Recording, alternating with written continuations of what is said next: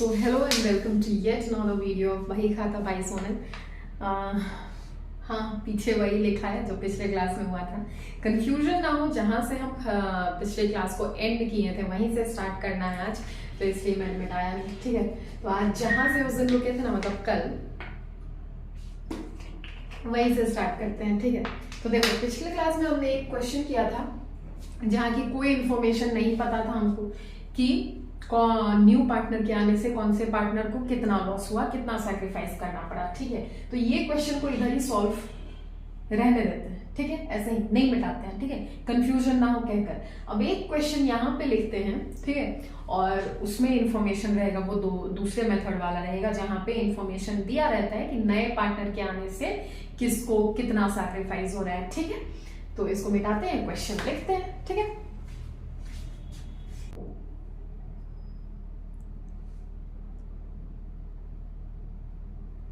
हाँ जी, अब देखो बहुत छोटा छोटा लिखा है। ठीक है, लेकिन स्क्रीन में दिख रहा होगा।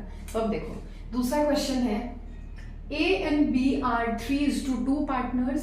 C admitted for 1/3 शेयर, वहां तक तो इक्वल है, क्वेश्चन मतलब सेम है। ठीक है, which चेंज यहां से हुआ है, which he acquired from A and B equally, calculate new profit sharing ratio. अब यहाँ पे तो पता है हमको कि किसको कितना सैक्रिफाइस हो रहा है। ठीक है, ए एंड बी को कितना सैक्रिफाइस हो रहा है, 1/3 शेयर के लिए आया है सी, और इक्वली शेयर ले रहा है किसे, ए एंड बी से। तो जब इक्वली ले रहा है शेयर, तो पहले ए और बी का सैक्रिफाइस कैलकुलेट कर ले। ठीक है, छोटा सा जगह है, चलो कैलकुलेट करते हैं। एज सैक्रिफाइस कितना हो जाएगा, इक्वली ना, तो 1/3 का 1/3 शेयर के लिए आया, इक्वली ले रहा है तो दोनों से हाफ हाफ ले रहा होगा। 1/3 का हाफ ए से ले रहा होगा, 1/3 का हाफ बी से अक्वायर कर रहा होगा। ठीक है, तो इसका 1/6 और बीज सैक्रिफाइस 1/3 का हाफ 1/6। ठीक है, अब new profit sharing ratio calculate करें। ठीक है, सैक्रिफाइस तो पता चल गया, ए का सैक्रिफाइस 1/6, बी का सैक्रिफाइस 1/6। ठीक है, तो अब new profit sharing ratio calculate. अब देखो यहां तक क्लियर होगा, ये ए सैक्रिफाइस बी सैक्रिफाइस हमने कैलकुलेट किया। ठीक है, तो अब न्यू प्रॉफिट शेयरिंग रेशियो तीनों का कैलकुलेट करते हैं। ठीक है, एज न्यू शेयर कितना है, 3/5 माइनस 1/6। अब देखो ए ने सैक्रिफाइस किया है, ए ने 1/6 अपना शेयर सी को दिया है, तो जो ए के पास एग्जिस्टिंग शेयर होगा उसी में से वो सी को दे रहा होगा अपना शेयर। ठीक है, तो उसी में से हम माइनस करेंगे ए के शेयर में से। ठीक है, माइनस करेंगे, एलसीएम 30, 6 18 माइनस 5 कितना हो जाएगा, 13/30। बीज न्यू शेयर 2/5 माइनस 1/6, एलसीएम वही 30, 12 माइनस 5, 12 में माइनस 5 करोगे कितना बचेगा, 7। नाउ सी, अब सी को मैंने क्या बोला, डिनोमिनेटर हमको सेम करना होता है, तो इसका शेयर कितना है 1/3, ऊपर नीचे 10 से मल्टीप्लाई कर दो, डिनोमिनेटर सेम हो जाएगा। तो अब देखो न्यू प्रॉफिट शेयरिंग रेशियो तीनों का कितना हो गया, 13:10।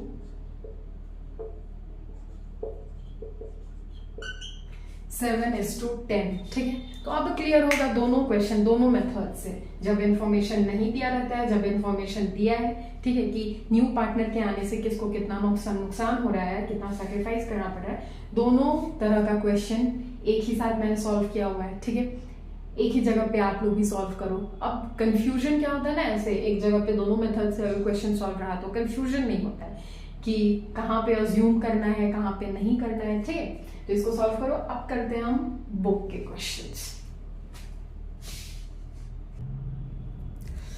देखो स्क्रीन पे क्वेश्चन होगा, देखो। ठीक है, बुक का क्वेश्चन है टीएस गिरवाल, क्वेश्चन नंबर 1।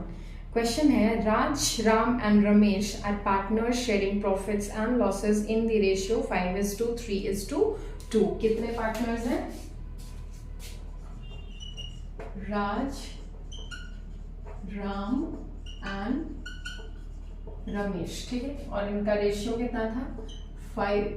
यार मेरे से ना 5 नहीं लिखा जाता है, 5:3:2.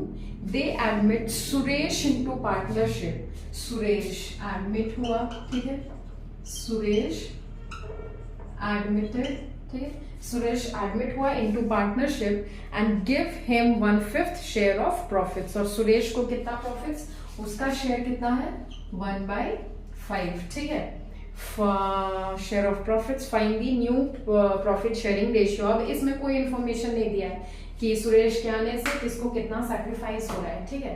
तो अब क्वेश्चन को सॉल्व करते हैं. ये भी वैसे ही सॉल्व होगा. कैसे, इंफॉर्मेशन नहीं दिया रहता है तो हम कैसे सॉल्व करते हैं, जल्दी बताओ कैसे. लेट टोटल शेयर बी 1, ठीक है. अब 1 अज्यूम किए. अब सुरेश के आने के बाद, सुरेश एडमिटेड, जैसे ही सुरेश एडमिट हुआ तो रिमेनिंग शेयर कितना हो जाएगा, रिमेनिंग शेयर किसका, ऑफ द फर्म, ठीक है, फर्म का रिमेनिंग शेयर 1/1 माइनस 5. तो 5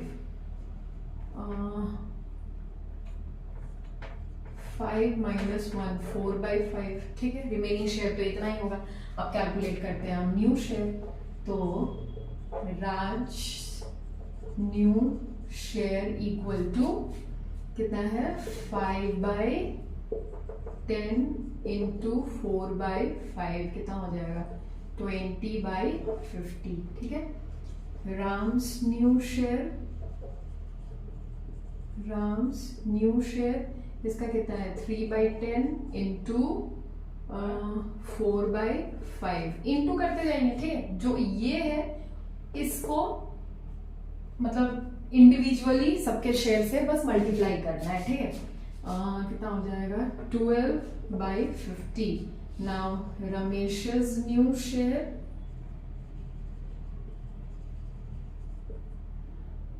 2/10 इंटू 4/5 8/50, ठीक है.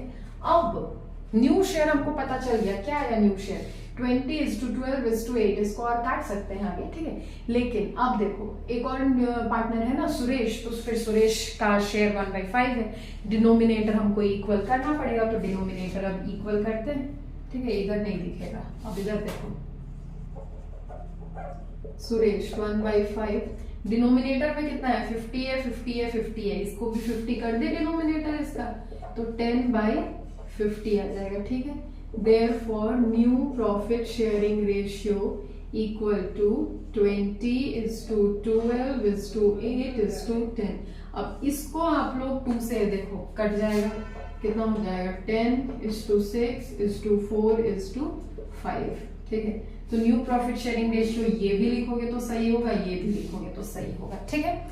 तो ये था क्वेश्चन. कौन सा मैंने बताया क्या क्वेश्चन कौन सा था, ये था क्वेश्चन नंबर 1, TS गिरवाल का क्वेश्चन नंबर 1, ठीक है. अब दूसरा क्वेश्चन सॉल्व करते हैं, दूसरे मेथड वाला, ठीक है. आई होप ये क्लियर होगा, ठीक है.